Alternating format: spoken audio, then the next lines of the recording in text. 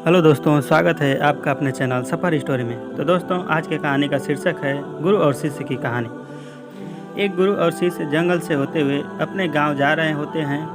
अंधेरा काफ़ी हो चुका था। शिष्य ने अपने गुरु से कहा कि गुरुजी, काफ़ी रात हो चुकी है। अगर आप कहें तो आज की रात यहीं आसपास के किसी गांव में गुजार लें। गुरुजी ने अपना सर हिलाया और वो आसपास के गांव में एक छोटे से घर के पास जाकर रुके। अब जैसे ही वहां गए तो गुरुजी के शिष्य ने दरवाज़ा ठकठकाया। उस घर से एक गरीब आदमी बाहर आया तो गुरुजी ने बोला, हम अपने गांव जा रहे थे, लेकिन काफ़ी रात होने की वजह से हमने इसी गांव में रुकने को सोचा। क्या हम आज रात आपके यहाँ रुक सकते हैं? गरीब आदमी बोला, हाँ, क्यों नहीं, आप दोनों अंदर आ जाइए। अब जैसे ही गुरुजी अंदर गए, उन्होंने देखा कि उस आदमी के घर में बहुत ज़्यादा गरीबी थी। गुरुजी ने उससे पूछा कि आप काम क्या करते हो? वह गरीब आदमी बोला कि मेरे पास बहुत सारी ज़मीन है।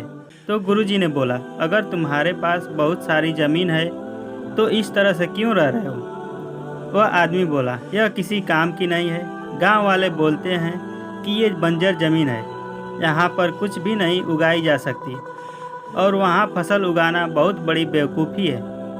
गुरुजी ने बोला कि तुम्हारा गुजारा कैसे होता है? तो उसने बोला कि मेरे पास एक भैंस है जिससे मेरा पूरा घर चलता है। ये सुनने के बाद गुरुजी सो जाते हैं और रात में जब सब लोग सो रहे होते हैं तब गुरुजी अपने शिष्य को उठाते हैं और उस गरीब आदमी की भैंस लेकर अपने गांव चले जाते हैं।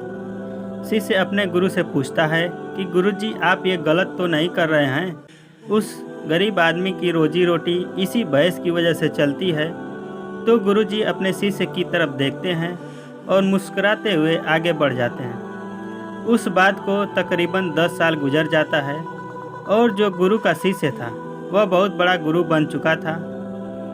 तो एक दिन उन्हें उस गरीब आदमी की याद आती है कि मेरे गुरु ने उस आदमी के साथ अच्छा नहीं किया था। एक बार चलकर देखना चाहिए कि वह आदमी अब किस परिस्थिति में है।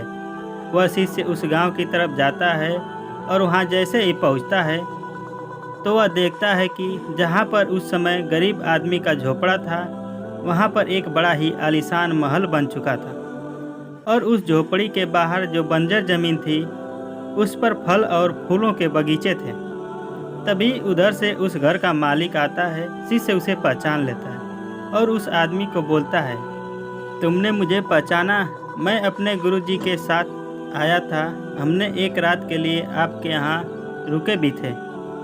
वह आदमी उन्हें पहचान लेता है और बोलता है कि उस रात आप कहाँ चले गए थे? और उस रात के बाद ही मेरी भैंस कहीं चली गई थी। मेरे पास कोई रास्ता नहीं था तो मैंने अपने ज़मीन पर मेहनत की और फसल निकल आई और आज मैं इस गांव का सबसे बड़ा और सबसे अमीर आदमी बन चुका हूं। ये सुनने के बाद शिष्य के आंखों में अपने गुरुजी के लिए आंसू आ गए और उसे ये बात अब समझ आई और वो रोने लगा। इस कहानी से हमें ये सीख मिलती है कि हमारे अंदर ऐसी बहुत सी टैलेंट छुपी हुई है, लेकिन हमें कोई ना कोई चीज़ रुका कर रखी है। वो आपके फैमिली वाले भी हो सकते हैं, आपकी जॉब भी हो सकती है, कुछ और भी हो सकता है। देखिए, आपके पास भी तो भैंस जैसी कोई दूसरी चीज़ तो नहीं है जिसने आपको आगे बढ़ने से रोक कर रखा है। तो दोस्तों, उम्मीद करता हूँ कि ये कहानी आपको अच्छी लगी होगी। अगर अच्छी लगी हो तो इस वीडियो को लाइक करें तथा चैनल को सब्सक्राइब करें। Thanks for watching this video.